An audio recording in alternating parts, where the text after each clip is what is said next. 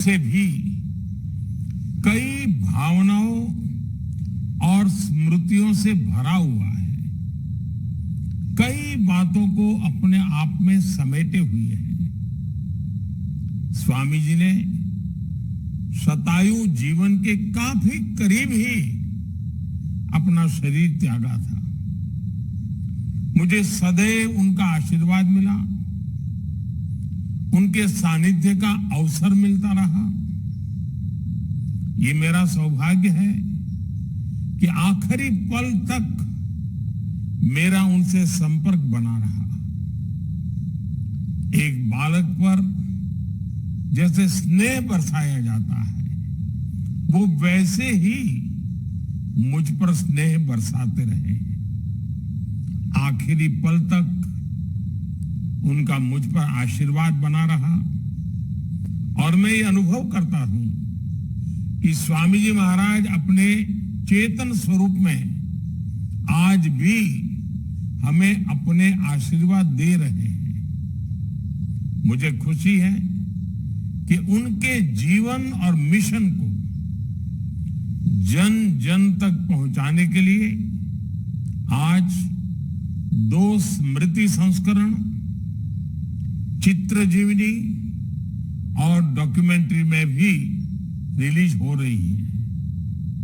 मैं इस कार्य के लिए रामकृष्ण मिशन के अध्यक्ष पूज्य स्वामी स्मरणानंद जी महाराज, उनका हृदय से आदरपूर्वक अभिनंदन करता हूं। साथियों, स्वामी आत्मस्थानंद जी को श्री रामकृष्ण परमहंस के शिष्य पूज्य स्वामी विजनानंद जी से दीक्षा मिली थी। स्वामी रामकृष्ण परमहंस जैसे संत का वो जागृत बोध, वो आध्यात्मिक ऊर्जा उनमें स्पष्ट झलकती थी। आप सभी भाली भांति जानते हैं कि हमारे देश में सन्यास की कितनी महान परंपरा रही है। सन्यास के भी कई रूप रहे हैं। वानप्रस्थ आश्रम भी सन्यास की दिशा में एक कदम माना गया है। सन्यास का अर्थ ही है स्वयं से ऊपर उठकर समष्टि के लिए कार्य करना, समष्टि के लिए जीना, स्व का विस्तार समष्टि तक। सन्यासी के लिए जीव सेवा में प्रभु सेवा को देखना, जीव में शिव को देखना, यही तो सर्वोपरि है। इस महान संत परंपरा को, संन्यस्त परंपरा को स्वामी विवेकानंद जी ने आधुनिक रूप में ढाला। स्वामी आत्मस्थानंद जी ने सन्यास के इस स्वरूप को जीवन में जिया और चरितार्थ किया। उनके निर्देशन में बेलूर मठ और श्री रामकृष्ण मिशन के भारत ही नहीं बल्कि नेपाल, बांग्लादेश जैसे देशों में भी राहत और बचाव के अद्भुत अभियान चलाए। उन्होंने निरंतर ग्रामीण क्षेत्रों में जन कल्याण के लिए काम किया। इसके लिए संस्थान तैयार किए।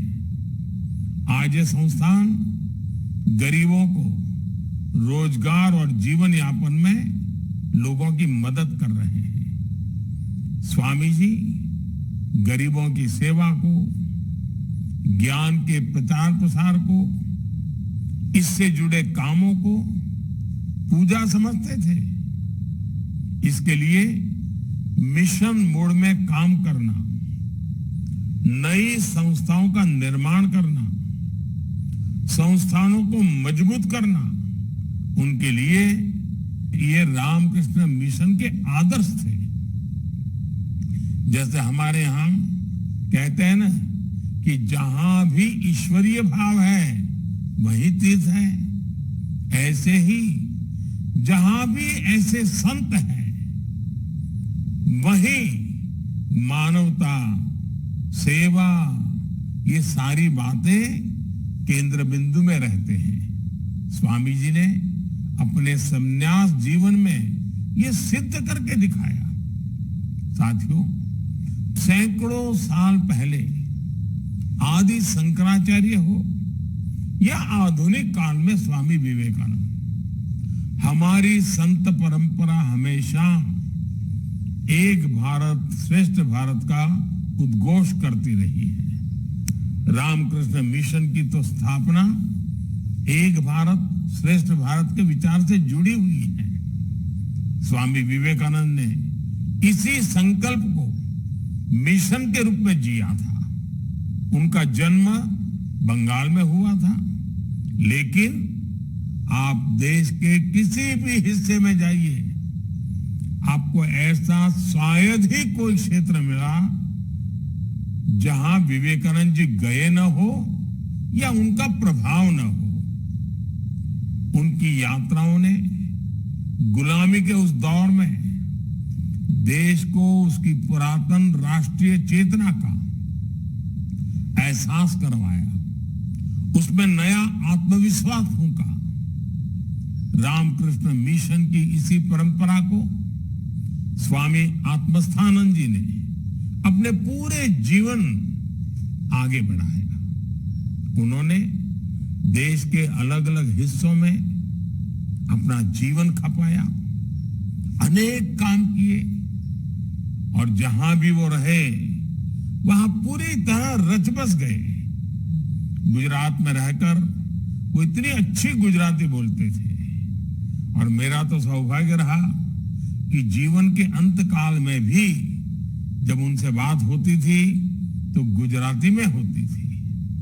मुझे भी उनकी गुजराती सुनना बहुत अच्छा लगता था। और मैं आज याद करना चाहता हूं कि जब कच्छ में भूकंप आया था तो एक पल भी उन्होंने नहीं लगाया, और उसी समय, तब तो मैं राजनीति में कुछ भी नहीं था, मैं किसी पद पर भी नहीं था, एक कार्यकर्ता के रूप में काम करता था। उस समय भी उन्होंने मेरे साथ सारी परिस्थिति की चिंता की, बातचीत की, और रामकृष्ण मिशन कच्छ में क्या काम कर सकता है, और देखते ही देखते पूरे विस्तार से और पूरे समय उनके मार्गदर्शन में उस समय कच्छ में भूकंप पीड़ितों को राहत देने के लिए बहुत सारे काम चालू हो गए। इसलिए रामकृष्ण मिशन के संतों को देश में राष्ट्रीय एकता के संवाहक इस रूप में हर कोई जानता है,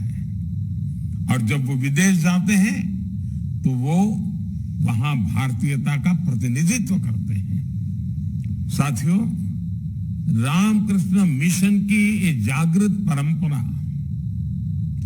रामकृष्ण परमहंस जैसी दैवीय विभूति की साधना से प्रकट हुई है। स्वामी रामकृष्ण परमहंस एक ऐसे संत थे जिन्होंने मां काली का स्पष्ट साक्षात्कार किया था, जिन्होंने मां काली के चरणों में अपना सर्वस्व समर्पित कर दिया था। वो कहते थे, ये संपूर्ण जगत, ये चराचर, सब कुछ मां की चेतना से व्याप्त है। यही चेतना बंगाल की काली पूजा में दिखती है। यही चेतना बंगाल और पूरे भारत की आस्था में दिखती है। इसी चेतना और शक्ति के एक पुंज को स्वामी विवेकानंद जैसे युग पुरुषों के रूप में स्वामी रामकृष्ण परमहंस ने प्रदीप्त किया था। स्वामी विवेकानंद को मां काली की जो अनुभूति हुई, उनके जो आध्यात्मिक दर्शन हुए, उसने उनके भीतर असाधारण ऊर्जा और सामर्थ्य का संचार किया था। स्वामी विवेकानंद जैसा ओजस्वी व्यक्तित्व, इतना विराट चरित्र, लेकिन जगन्माता काली की स्मृति में, उनकी भक्ति में वो छोटे बच्चे की तरह विह्वल हो जाते थे। भक्ति की ऐसी ही निश्चलता और शक्ति साधना का ऐसा ही सामर्थ्य मैं हमेशा पूज्य स्वामी आत्मस्थानंद जी के भीतर भी देखता था। और उनकी बातों में भी मां काली की चर्चा होती रहती थी। और मुझे याद है, जब भी बेलूर जाना हो, गंगा के तट पर बैठे हो और दूर मां काली का मंदिर दिखाई देता हो, तो स्वाभाविक एक लगाव बन जाता था।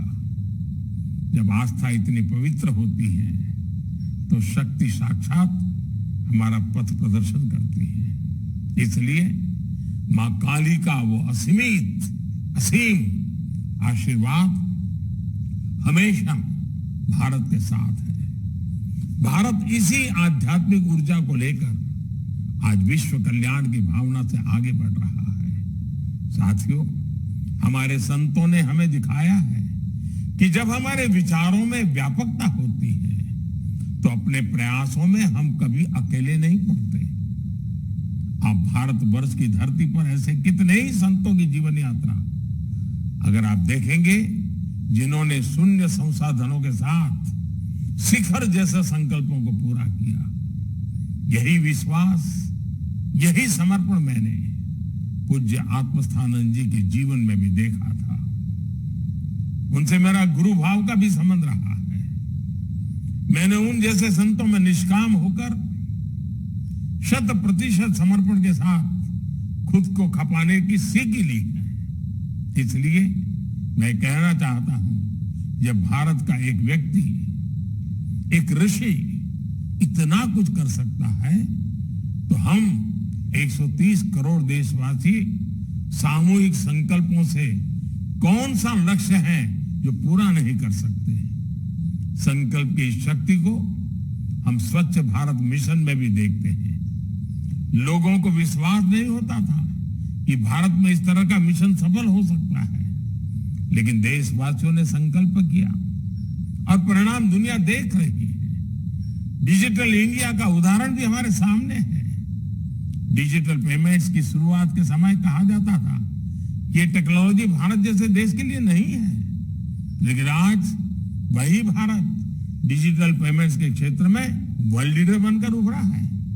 इसी तरह कोरोना महामारी के खिलाफ वैक्सीनेशन का सबसे ताजा उदाहरण हमारे सामने है। 2 साल पहले कई लोग कैलकुलेशन करते थे कि भारत में सबको वैक्सीन मिलने में कितना समय लगेगा। कोई कहता था 5 साल, कोई कहता था 10 साल, कोई कहता था 15 साल। आज हम 1.5 साल के भीतर 200 करोड़ वैक्सीन डोज के करीब पहुंच चुके हैं। ये उदाहरण इस बात के प्रतीक है कि जब संकल्प शुद्ध हो तो प्रयासों को पूर्ण होने में कोई देर नहीं लगती, रुकावटों से भी रास्ते निकलते हैं।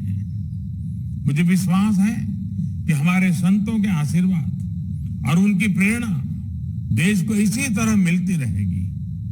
आने वाले समय में हम वैसा ही भव्य भारत बनाएंगे जिसका आत्मविश्वास हमें स्वामी विवेकानंद जी ने दिया था और जिसके लिए स्वामी आत्मस्थानंद जी जैसे संतों ने प्रयास किया था। और मैं आज आप सभी पूज्य संत जनों के सामने आया हूं जैसे मैं अपने परिवार में आया हूं। इसी भाव से बात कर रहा हूं। आपने मुझे हमेशा अपने परिवार का सदस्य माना है। आजादी का अमृत महोत्सव चल रहा है। इस अमृत महोत्सव में हर जिले में 75 अमृत सरोवर बनाने का संकल्प है। आप जहां भी काम कर रहे हैं, आप भी लोगों को प्रेरित करिए, आप भी इससे जुड़िए और आजादी के अमृत महोत्सव के मानव सेवा के इस उत्तम काम में आपका मार्गदर्शन, आपका सहयोग, आपकी सक्रियता बहुत बड़ा परिवर्तन ला सकती है। आप हमेशा समाज के सुख दुख के साथ ही रहे हैं। शताब्दी वर्ष नई ऊर्जा, नई प्रेरणा का वर्ष बना रहे हैं।